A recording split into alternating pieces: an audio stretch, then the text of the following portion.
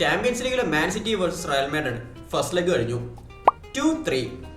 And guys, ഈ മാച്ചിന്റെ kick off ആവുന്നതിന് മുമ്പ് തന്നെ മാൻ സിറ്റി ഈ കളി തോറ്റു.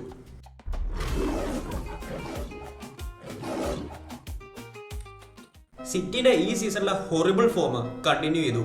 കഴിഞ്ഞ 4 വർഷവും ഇംഗ്ലീഷ് ചാമ്പ്യൻസ് ആയ മാൻ സിറ്റി ഇത്തവണ ടോപ്പ് 4 പോലും എത്തുന്നു തോന്നുന്നില്ല. ആൻഡ് ഇങ്ങനെയുള്ള സമയത്ത് വേറെ ഏത് ടീമാണെങ്കിലും എക്സ്റ്റേണൽ ഡിസ്ട്രാക്ഷൻസ് ഒന്നും ഇല്ലാണ്ട് ഫുട്ബോളിൽ തന്നെ ഫോക്കസ് ചെയ്യാനായിരിക്കും പ്ലാൻ ചെയ്യണത്.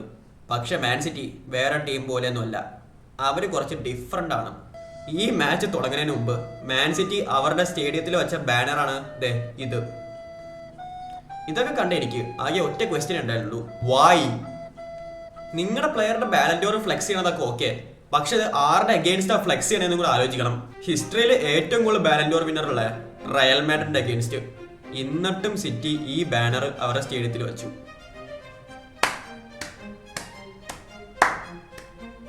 വേറെ ഏത് ടീമാണെങ്കിലും എത്തിഹാഡ് സ്റ്റേഡിയത്തിലെ ഈ ബാനറും അറ്റ്മോസ്ഫിയറൊക്കെ കണ്ട് പ്രഷേർഡ് ആയേനെ.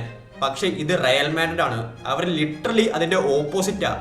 ബ്രേക്കിംഗ് ബാഡിൽ Walter White I am not in danger, I am the danger എന്ന് പറയണ പോലെയാണ് ഇത്. റയൽ മാഡ്രിഡിനെ പ്രഷറൈസ് ചെയ്യാൻ പറ്റില്ല, റയൽ മാഡ്രിഡ് ഈസ് പ്രഷർ. ഇവരുടെ പ്ലെയേഴ്സിന്റെ ടാലന്റ് കൊണ്ട് മാത്രം റയൽ മാഡ്രിഡിനെ യൂറോപ്പിലെ ഓൾമോസ്റ്റ് എല്ലാ ടീംസിനെയും ഡിസ്ട്രോയ് ചെയ്യാം. ആൻഡ് സിറ്റി ഈ ബാനർ വെച്ച് ഇവർക്ക് എക്സ്ട്രാ മോട്ടിവേഷൻ കൊടുത്തു. എനിവേസ്, ഇനി കളിയെ കുറിച്ച്. കളി തുടങ്ങുമ്പോൾ തന്നെ റയൽ മാഡ്രിഡ് നല്ല അഗ്രസീവ് ആയിട്ടാണ് സ്റ്റാർട്ട് ചെയ്തത്. എംബാപ്പയുടെ ഷോട്ട് സേവ് ആവും, വിനീഷ്യസ് ജൂനിയർ ക്രോസ് ബാറിൽ അടിക്കും, ഫെർലാൻ മെൻഡി ആണെങ്കിൽ നേരെ ആക്കിയുടെ മേത്തടിക്കും. ആൻഡ് ഇതൊക്കെ കഴിഞ്ഞ് ഹാളൻഡ് സിറ്റിക്ക് ലീഡ് കൊടുക്കും. സെക്കൻഡ് ഹാഫ് ആയപ്പോൾ എംബാപ്പെ റയലിന് വേണ്ടി ഈക്വലൈസ് ചെയ്യും. കളിയുടെ 80th മിനിറ്റിൽ സിറ്റിക്ക് ഒരു പെനാൽറ്റി കിട്ടും. ആൻഡ് ഹാളൻഡ് തന്റെ ഈ ഗെയിമിലെ 2ാമത്തെ ഗോൾ സ്കോർ ചെയ്യും. 80ാം മിനിറ്റിലെ 2-1 ആയ കളി 90 മിനിറ്റ്സ് കഴിയുമ്പോൾ 3-2 ആവും.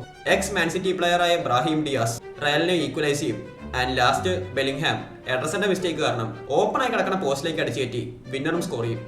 ഞാനൊരു മാൻ യുണൈറ്റഡ് ഫാൻ ആയതുകൊണ്ട് മാൻ സിറ്റിയുടെ ഈ ഡൗൺഫോള് ഞാൻ ശരിക്കും എൻജോയ് ചെയ്യുന്നുണ്ട്.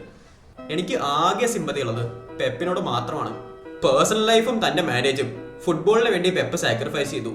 ആൻഡ് പുള്ളിക്ക് ഇൻ റിട്ടേൺ കിട്ടിയതോ ഹോം മാച്ചിൽ ഒരു 10 മിനിറ്റ് പോലും ലീഡ് വെക്കാൻ പറ്റാത്ത ഒരു ടീമിനെയും. സ്കോർ ഇപ്പോഴും 2-3 ആണ്. പ്രോബിലിറ്റി വെച്ച് സിറ്റിക്ക് ക്വാളിഫൈ ചെയ്യാനുള്ള ഒരു ചാൻസ് ഇപ്പോഴും ഉണ്ട്. പക്ഷെ റിയാലിറ്റി പറയുകയാണെങ്കിൽ ഈ മാച്ച് കഴിഞ്ഞു. സെക്കൻഡ് ലെഗില് ഈ ഫോമിലുള്ള സിറ്റി ബേർണബാവിൽ പോയി റയൽ മാഡ്രിഡിനെ തോൽപ്പിക്കുന്ന ആർക്കെങ്കിലും തോന്നുന്നുണ്ടെങ്കിൽ അത് വെറും മണ്ടത്തരമാണ്. സോറി ഗൈസ്, ഞാനൊരു സീരിയസ് മാറ്റർ പറയാൻ വിട്ടുപോയി. ഈ മാച്ച് കഴിഞ്ഞിട്ട് ഓൾറെഡി 2 കുട്ടികളുള്ള അഗ്വേറോന് 3ാമത്തെ ഒരു കുട്ടി ഉണ്ടാവില്ല എന്നുള്ള കാര്യം കൺഫേംഡ് ആയി.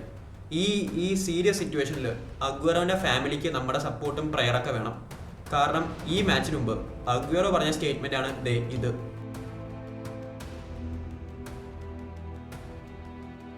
സോ ഗൈസ്, കമന്റ് സെക്ഷനിൽ നിങ്ങളുടെ സപ്പോർട്ട് കാണിക്കൂ. And 1 like equal to 1 prayer.